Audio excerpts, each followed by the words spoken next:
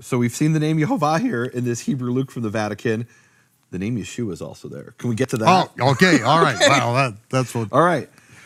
In the 6th month, the angel Gabriel was sent from Yehovah in a city of Galilee, and its name was Nazareth, to a certain virgin. And it's interesting there, the Hebrew word for virgin is Betulah. To a certain Betulah who was betrothed to a man, and his name was Yosef from the house of David. And the name of virgin, the Betulah, was Miriam. Let me read this now in Hebrew. Ubevo hamalach eleha amar. And when the angel came to her, he said, Shalom lich, meleat chen, Yehovah imach, mevorechet at ben hanashim. He said, and when the angel came to her, he said, Shalom to you, meaning peace. And this is the greeting in Hebrew, Shalom to you, she who is full of grace.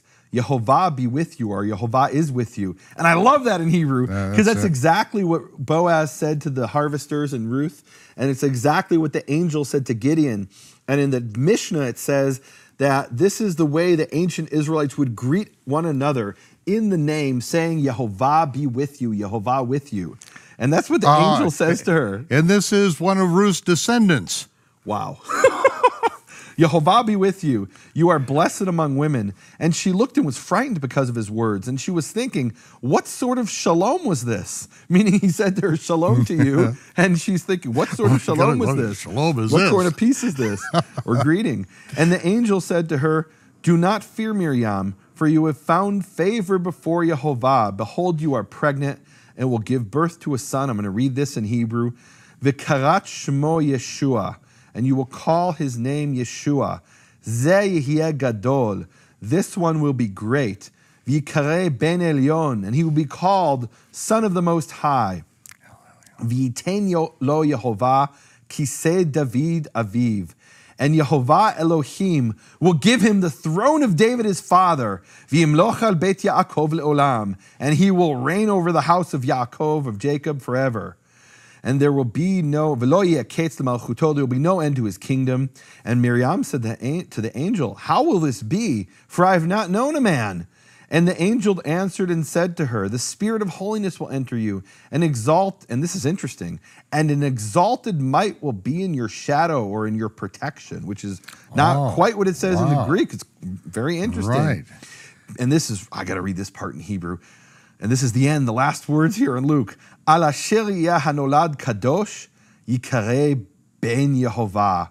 Because he that will be born will be holy, he shall be called ben Yehovah, son of Yehovah. And that's what we find in the junk box in the Vatican. Ladies and gentlemen, it doesn't get any better from the junk box in the Vatican than that right there. That is just incredible. And it's just been sitting there for who knows how many centuries, and they don't even know they have it. And there it is, right in the Hebrew. There's no there's no other way to pronounce it. Yeshua. It's written right there with the vowels. And the same thing in the Hebrew Matthew. It's the same. Absolutely. And look, there's people who say Yahshua and things like that. I was one of those people. I think I've got a DVD on it. Well, I mean, I could only call that pseudo-Hebrew because the way those letters are written can't be pronounced Yahshua. I mean, it's just not, it doesn't fit the rules of Hebrew phonology, and maybe we'll do one of the Q&As on that.